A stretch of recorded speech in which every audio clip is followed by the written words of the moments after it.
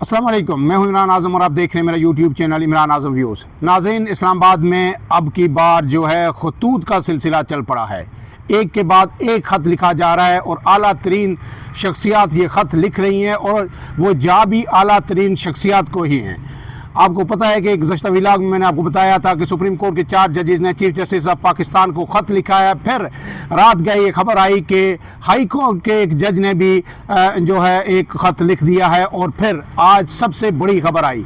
बड़ी खबर यह है कि इमरान खान साबिक़ वज़ीर आज़म जो अडयाला जेल में कैद है, उन्होंने एक और ख़त लिख दिया है और अब की बार भी ये ख़त army chief general Syed Asim Munir को लिखा गया है। लेकिन पहले ख़त के रद्द अमल को देखते हुए जो जवाब आया था ज़राए से, अस्करी ज़राए से जो जवाब आया था, उसको सामने रखते हुए इस बार ख़त भेजा नहीं गया, पोस्ट करने की बात नहीं की गई, बल्कि इस बार जो है ट्विटर के हैंडल के ज़रिए, जो इमरान खान का ट्विटर है बाहर से जो ऑपरेट होता है, उसके ज़रिए खुला ख़त लिखा गया है और वो ख़त ट्विटर पे पोस्ट किया गया है। उस ख़त के बड़े ही आम दर्जात हैं। इमरान खान ने संगीन इल्ज़ामात आयद किए हैं, न सिर्फ इस्टबलिशमेंट पे आयद किए हैं बल्कि आला अदलिया के जजेस पर भी आयद किए हैं। और इमरान खान ने फिर वही जो अपने 6 निकात हैं उनको दोहराया है और ये भी बताया है कि उन्होंने ये ख़त एक मरतबा फिर क्या लिखा, क्यों लिखा है और इसकी वजूहात क्या हैं।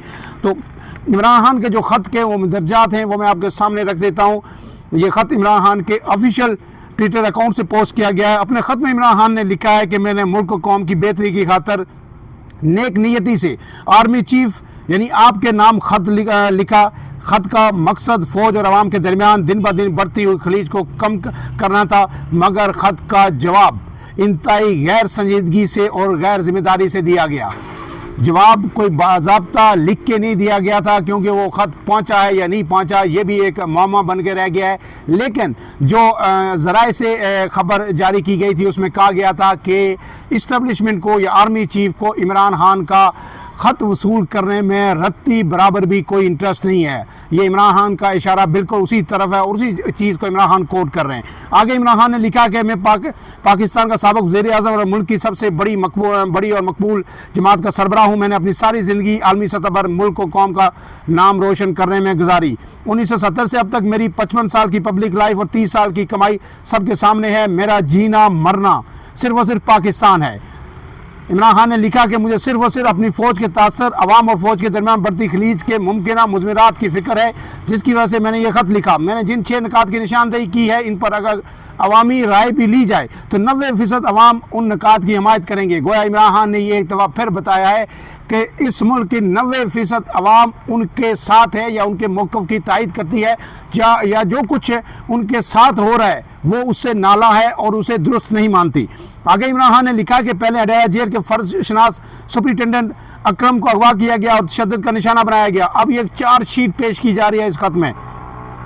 वो कानून की पासदारी करता था और जेल कानून पर अमल दरामद करता था। अब भी तमाम अमले को डराया धमकाया जा रहा है। बुनियादी इंसानी हकूक़ पामाल करते हुए मुझ पर दबाव बढ़ाने के लिए मुझ पर हर तरह का जुल्म किया गया। मुझे मौत की चक्की में रखा गया। 20 दिन तक मुकम्मल लॉकअप में रखा गया, जहाँ सूरज की रोशनी तक नहीं पहुँचती थी। अब एक पहली दफ़ा इमरान खान ने इस तरह की चार्जशीट पेश की है और पब्लिक हुई है, उनके ट्विटर अकाउंट से हुई है। पूरी दुनिया ये पढ़ रही है, पूरी दुनिया ये देख रही है। और उसके बाद इमरान खान ने लिखा कि 5 रोज़ तक मेरे सेल की बिजली बंद रखी गई और मैं मुकम्मल अंधेरे में रहा। मेरा वर्जिश करने का सामान और टीवी तक ले लिया गया और मुझ तक अखबारात भी नहीं पहुँचने दिए गए। जब चाहते हैं किताबें तक रोक लेते हैं। इन 20 दिनों के अलावा मुझे दोबारा भी 40 घंटे लॉकअप में रखा गया। मेरे बेटों के से पिछले 6 माह में से 3 मरतबा मेरी बात करवाई गई। इस मामले में भी अदालत का हुक्म न मानते हुए मुझे बच्चों से बात करने नहीं दी जाती, जो मेरा बुनियादी और कानूनी हक है।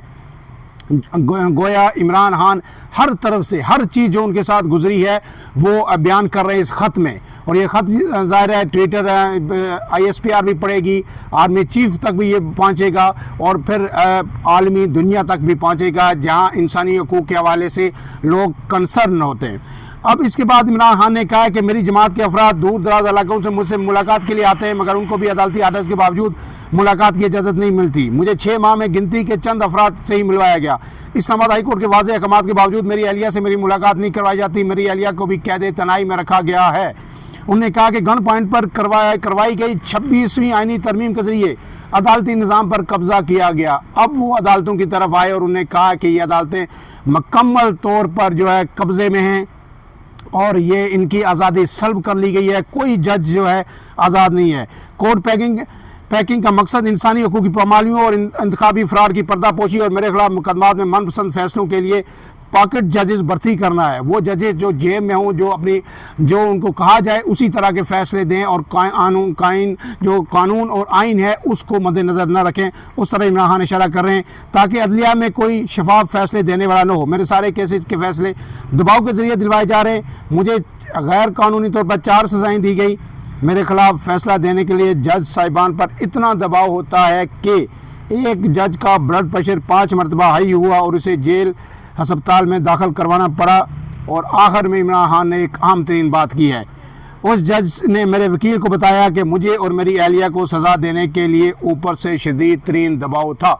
ऊपर क्या, अदलिया की तरफ से दबाव तो नहीं था। जाहिर है इमरान खान एक मतलब फिर इस्टेब्लिशमेंट को, आर्मी चीफ को ये बता रहे हैं कि आप दबाव डाल रहे हैं और तमाम फैसले इस्टेब्लिशमेंट करवा रही है। इमरान खान ने जो मुज़ाकरात भी हो रहे थे उसमें भी इमरान खान ने, हमने आपको बताया था कि एक ही मौक़िफ़ इख्तियार किया था कि आप अदलिया से दबाव हटा दें, हमारे लोगों को बाकियों को छोड़ दें, मैं जेलों में अपने मुकदमात का ट्रायल के बाद जो है बाहर आऊँगा। उसी तरफ इमरान खान ने इशारा किया है। अब आज पीटीआई जो 8 तारीख है और आज पीटीआई का सवाबी में भरपूर एहतजाज हो रहा है।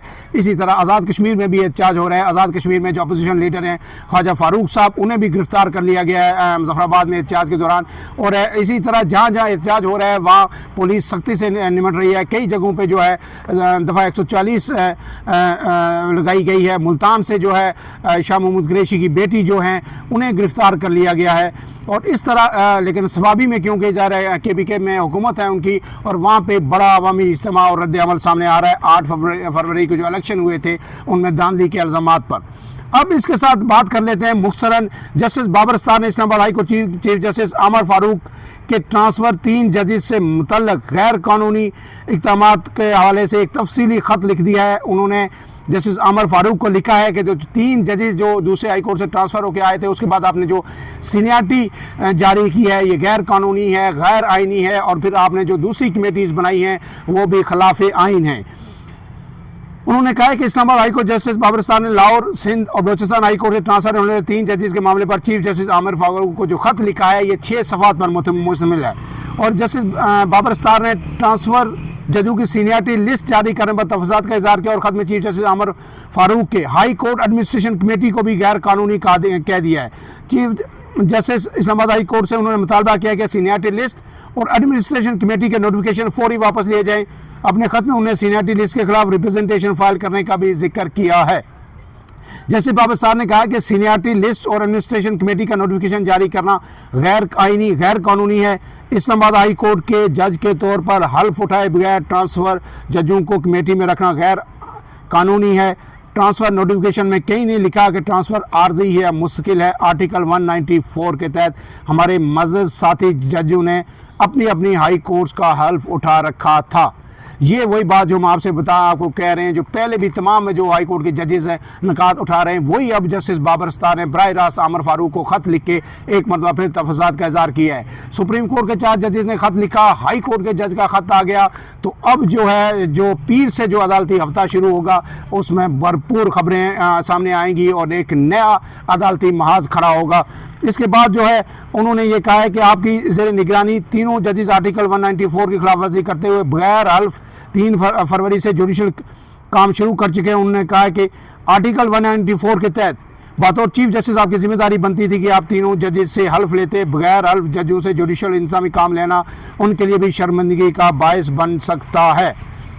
इसका क्या मज़ीद उन्होंने शिकों का हवाला दिया और उन्होंने कई जजेस की सीनियरिटी पे एतराज़ किया और उन्होंने एक बात अहम की है। जैसे बाबरस्तार ने चीफ जस्टिस आमर फारूक को मुखातब करते हुए कहा कि आप इत्फाक करेंगे कि जजेस भी स्वाबदीदी इख्तियारात इस्तेमाल करते हुए इतने ही पाबंद होते हैं आइन और कानून के कि जितना हम एग्जेक्टिव को कहते हैं, क्योंकि बार बार आपको पता है कि जजेस जो है, जो ब्यूरोक्रेसी है, जो एग्जेक्टिव है, उसको कहते हैं कि आप इख्तियारात से तजावुज़ न करें।